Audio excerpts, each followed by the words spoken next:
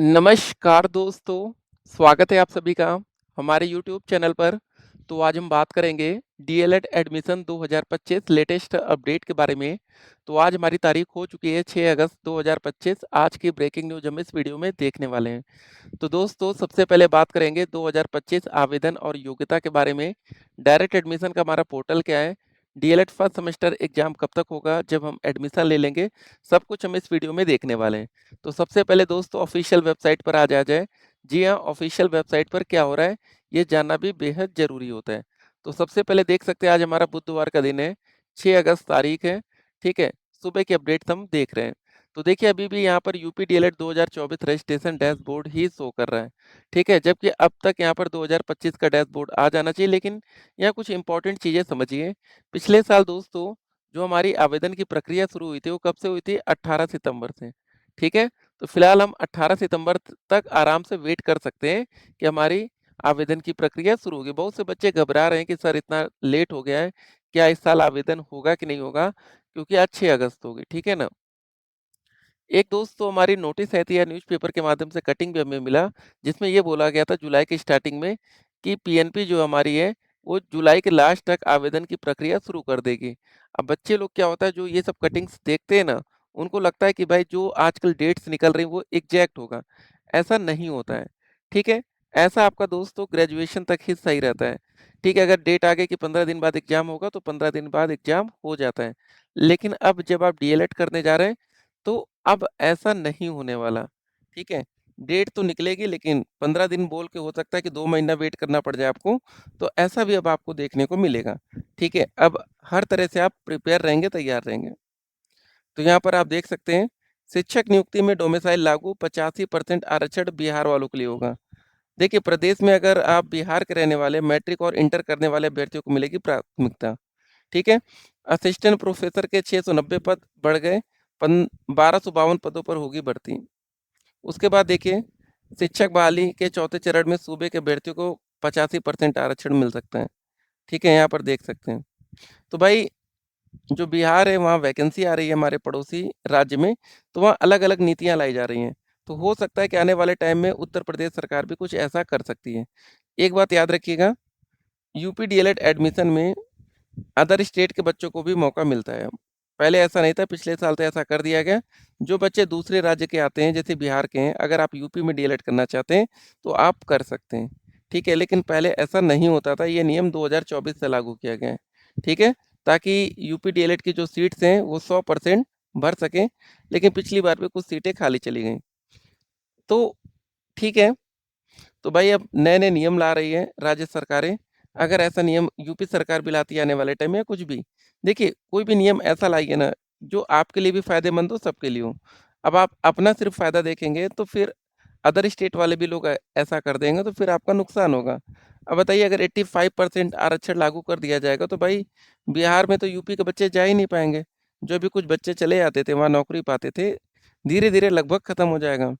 Domicile नीति लागू करने की राज्य कैबिनेट ने दी मंजूरी। बिहार से मैट्रिक और इंटर करने वालों को मिलेगी प्राथमिकता, क्लियर कर दिया गया। अगर आपने बिहार में हाई स्कूल और इंटर किया है, तो आपको पहले प्राथमिकता मिलेगी नौकरी में, उसके बाद अदर स्टेट के बच्चे देखे जाएँगे, ठीक है? तो चलिए जो बच्चे पहले नौकरी पा गए हैं बिहार में जाकर, उनके लिए तो ठीक है और जो बच्चे नहीं पाए, वो सोचेंगे।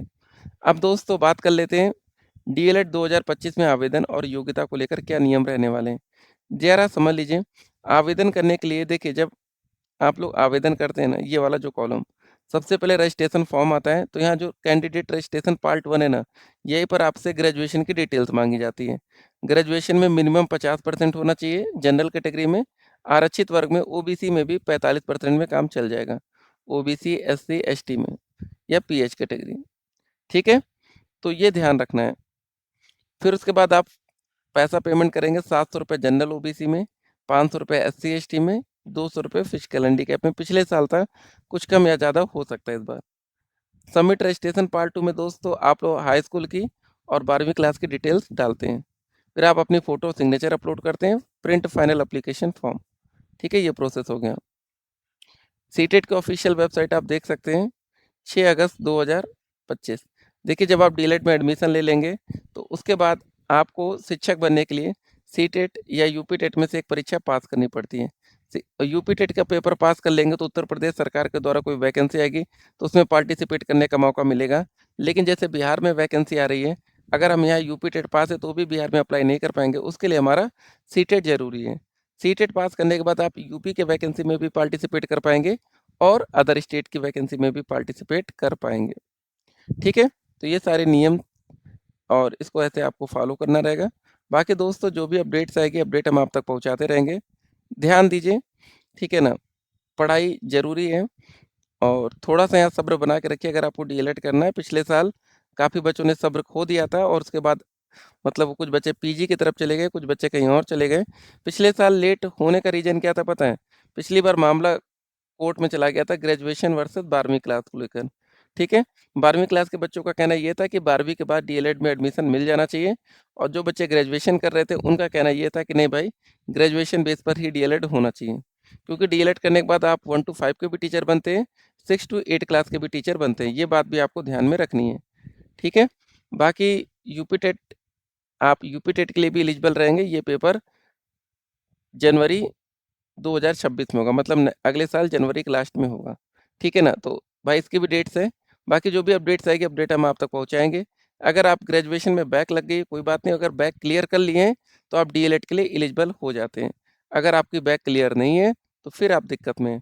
देखिए कुछ बातों का ध्यान नहीं रखेंगे तो फिर दिक्कत है ना।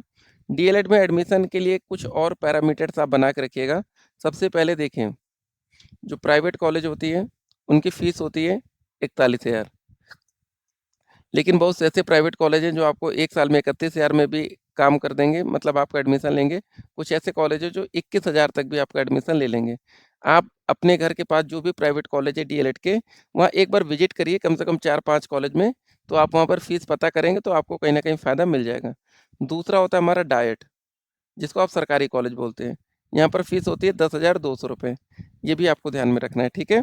तो 2 तरह के कॉलेज आपको देखने को मिलेंगे, एक तरफ प्राइवेट और एक तरफ डाइट। तो जहाँ ठीक लगे आप वहाँ पर एडमिशन ले सकते हैं। तो ये सारी चीज़ें हैं। तो देखिए, और कोई कन्फ्यूजन हो तो आप हमें व्हाट्सएप पर मैसेज कर सकते हैं, ठीक है, कि सर क्या करना है, कैसे करना है। और एक और बात, अगर आपके नंबर, देखिए मेरी टाइप की बनती है हाई स्कूल की प्लस इंटर प्लस ग्रेजुएशन के परसेंटेज से। मान लीजिए हाई स्कूल में आपके 80% है, इंटर में आपके 70 हैं, ग्रेजुएशन में 60 है, तो कितना हो गया? 8 7 15 60 हो गया 210 नंबर। ये 210 नंबर से आपको क्या मिलेगा? सरकारी की प्राइवेट। स्टार्टिंग में दोस्तों जब आप फर्स्ट फेज़ की काउंसलिंग में जाएँगे, तो 210 नंबर में सरकारी कॉलेज किसी भी कीमत पर नहीं मिलेगा। स्टार्टिंग में आपको पहले इतने पर प्राइवेट ही मिल जाए, ये बड़ी बात है ना, फिर उसके बाद धीरे-धीरे सरकारी। ठीक है, सरकारी कॉलेज पाने का सबसे ज़्यादा चांस होता है डायरेक्ट एडमिशन में। लेकिन याद रखिएगा जो डायरेक्ट एडमिशन होता है, ये भी ऑनलाइन बेसिस पर ही होता है, इसका भी पोर्टल ऑनलाइन ही ओपन होता है। ये सारी बातें आप ध्यान में रखेंगे। मिलते हैं एक और वीडियो में, तब तक के लिए stay connected. Have a good day.